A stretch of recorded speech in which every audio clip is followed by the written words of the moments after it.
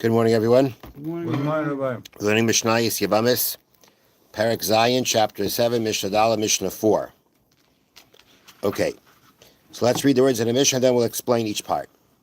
Ha'ubar, a fetus. V'hayavam. A yavam means v'hayavam. And a yavam that the woman fell to yibam to.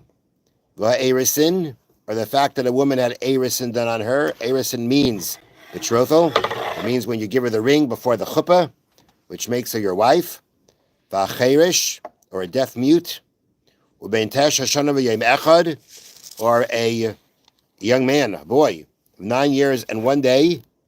Paislin v'loy machilin. They invalidate, but they do not feed. Now, let's explain each one on its own. Some of this is going to be a bit of a review from what we had before. The point of the Mishnah is that these are a number of different situations that affect a woman's ability to eat truma or not. So the first example was uber. So that means if the marriage of a Kohen's daughter to a non-Kohen ended, and she had no children with him but is pregnant, the fetus in her womb disqualifies her from being able to eat truma. All right, so you have a Kohen's daughter marries a non-Kohen. So the halacha is that if her marriage ends with the non-Kohen without any children, she can go back to her father's house and eat truma. But if she's pregnant, that means she's carrying the child of this non-Kohen. That invalidates her from eating truma. Now, at the same time, if the marriage of a non-Kohen's daughter to a Kohen ended with no children other than the fetus, it does not entitle her to continue eating truma. Or let's say another case where you have a non-Kohen's daughter married to a Kohen. Being married to a Kohen, that entitles her to truma. If he dies and she had children with him, then the fact that those children would enable her to eat truma. But let's say he died and there are no children other than the baby she's carrying. That baby does not have the ability to feed her truma, as we previously learned. So that's the first case. So uber, when it says the uber invalidates and doesn't feed, it means it will invalidate the daughter of a Kohen from eating Kohen from her father's house after her husband died.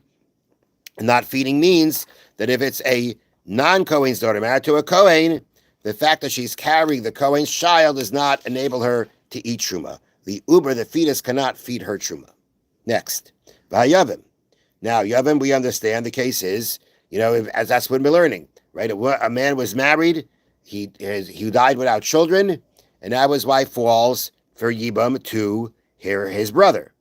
So now, let's see what the case here is. If a non-Kohen married a Kohen's daughter and died childless, or even bound with the yavim disqualifies her from eating truma. Okay, that means like this. You had the daughter of a Kohen married to a non-Kohen. He died without children. And now his wife falls, the daughter of the Kohen falls, so his brother is not a Kohen. Now, she's not married to this other brother. She's connected to Yibam. She has Zika. She has a Yibam bond to the brother, but she's not married to him. Can she now go back to the father's house and eat truma? There's no children.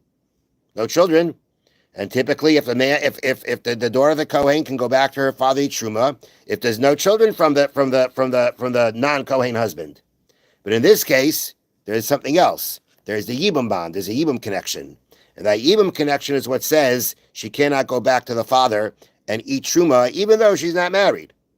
And now also, if let's say the case is a Kohen married a non-Kohen's daughter and died childless, the Yavim, who is also a Kohen, does not entitle her to continue eating truma. So you had the wife of a Kohen, she was eating truma. He died without children. His wife now falls to his brother, who's a Kohen. Can she continue eating truma? She was married to a Kohen before. Has a Yibam bond to a Kohen now. Can she continue eating truma? The answer is no. Her husband is gone, and the connection of Yibam to the Kohen's brother is also a Kohen isn't enough of it's not a marriage to say that now she can eat truma because of him. That's the second case. The erisin, betrothal. Now, as we said, betrothal means that you did kedushin. You gave her a ring, right? Which means you're married. You're just not, but you can't live together until you go to the chuppah. So now, Once a man betroths a woman, she is considered his wife, even before Nisuin, even before the chuppah. Thus, a non-Kohen who betroths a Kohen's daughter disqualifies her from eating truma. Right? She may have been the daughter of a Kohen, but she's now married to a non-Kohen. Married to a non-Kohen, no more truma. But a Kohen who betrothed a daughter of a non-Kohen does not entitle her to eat truma. She must wait until after Nisuin. Okay, the other way. He can't feed her, though. If, let's say, it's a Kohen who did Erison on a non-Kohen's daughter, and we know she's married, right? She's married, so now she can give her truma. The Lachis can't do it. So that's another example of Erison, of the Kedushin, of this first stage of marriage, that's going to invalidate the ability to eat truma, but it's not going to feed truma. Now, it happens to be that, actually, according to Torah law, the Arusa could eat truma, according to Torah law. But it's the Rabbanan, it's Midrabbanan, it's rabbinic prohibition that she can't eat truma. And the concern is because of the fact that, her Kohen Chassan is going to come visit her. He's going to bring her a bottle of truma wine, which she's allowed to drink. And what is she going to do? Share it with the rest of the family. But the rest of the family can't have it. So therefore, they said that even though, according to Torah law, an Arusa can eat truma, the sages said she may not. All right, next. V'hacheresh. A cheresh is a deaf mute. That's the way he's been born. And he married this woman. So now let's look at each. Now, think it's like this. A deaf mute's marriage is biblically invalid, since Jewish law considers him mentally incompetent. But the rabbis instituted marriage for deaf mutes. Okay, so first step. Person is a deaf mute, isn't considered a bar das, isn't considered mentally competent, and therefore they cannot perform transactions. According to Torah law, they cannot marry. But the Rabbanan instituted that they could. To protect them. They could institute that they could. Now, if a deaf mute non-Kohen marries the Kohen's daughter, is he married according to Torah law to her? No, it's only rabbinic. Nonetheless, if the deaf mute is not a Kohen, marries a Kohen's daughter, she can't eat truma anymore, because rabbinically she's married to this non-Kohen. On the other hand, if a deaf mute Kohen marries a non-Kohen's daughter, he does not entitle her to eat, because her marriage is not valid on biblical level. If, let's say, the deaf mute is a Kohen, and he's now married to a non-Kohen's daughter, can he feed her truma after the chuppah? The answer is no, because according to Torah law, they're not really married, and therefore, to feed her truma, he doesn't have the ability to do. Next, uben teisha shanim v'yom echad, a boy 9 years and 1 day old. Okay, that means he has reached his 9th birthday. The story is like this. What we're going to talk about here is that this 9-year-old boy cohabited with this woman. And he was the type, and because of he was in a state of his status was rather that he's not allowed to marry her. Let's say he was a mamzer. Let's say this 9-year-old was a mamzer. And he now cohabited with this woman. So now, if a mamzer cohabits with a woman, she becomes a halala. She can never eat truma anymore. So here the question is, when this 9-year-old cohabited with her, is his act of cohabitation legally halachically considered an act or nothing? Or is it nothing? And the point is that once he reaches 9 years and a day, he enters his 9th year, his act is considered an act, and therefore he shall invalidate her. Okay? So Paislin. So that's what the Mishnah at the end says. Paislin. They invalidate all these examples until now, invalidate, but are not able to entitle her to eat truma. Okay.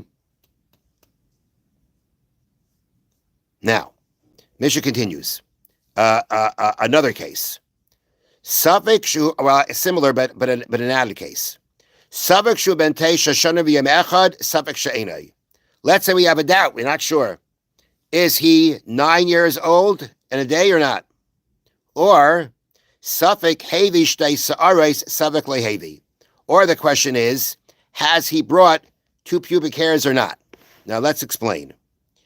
Even after a boy had reached his 13th birthday is bar mitzvah, he is still not considered an adult, and his marriage is therefore not valid until he grows 2 pubic hairs. According to Torah law, you have to be 13 and have grown 2 pubic hairs. And then you're a full-fledged adult, according to Torah law. The Mishnah here teaches that if a non-Kohen boy who reached the age of 13 betrothed a Kohen's daughter, and we are unsure whether the boy had reached adulthood at the time, we must be strict and forbid the Kohen's daughter from eating truma. This is based on the general rule mentioned in the previous note that when we have a Torah doubt, we have to be strict. So let's go back a little bit. The Mishnah spoke about two cases. It spoke about a case where we had a doubt whether he was 9 years old or not, and then we have a question, we have a doubt whether he has two hairs or not. So the point is like this, regarding what we said before, that if he's 9 years old, his act is considered an act, and because of that act, he can invalidate her from eating truma. What if we're not sure if he's 9 years old? It means we're not sure if his act was an act. We're not sure if she's been invalidated from truma. What do we do then? So the Mishnah says, the Mishnah means to say, the Bartanah has the word v'chein, and so too. Meaning the same way we said before, that we have cases there that invalidate her from eating truma and don't feed her truma. So in a situation where we have a doubt, is he 9 years old or not? We have a doubt. It means we have a doubt, did he invalidate her from truma or not? But this is a doubt regarding a Torah law. It's not a rabbinic law question, it's a Torah law question. Because if his act was an act, according to Torah law, she's invalid from ever being able to eat truma.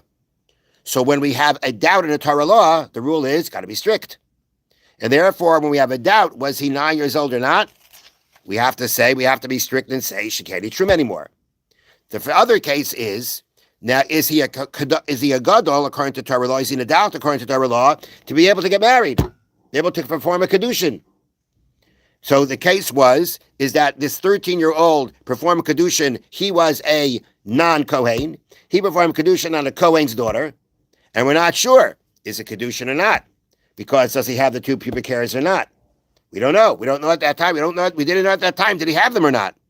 Which means we don't know at that point of time she became married to him. Well, again, this is a doubt in the Torah law. If she's married to him, she's not allowed to eat truma. So since we have a doubt whether she's married to him, again, she's going to be invalidated for being able to eat truma.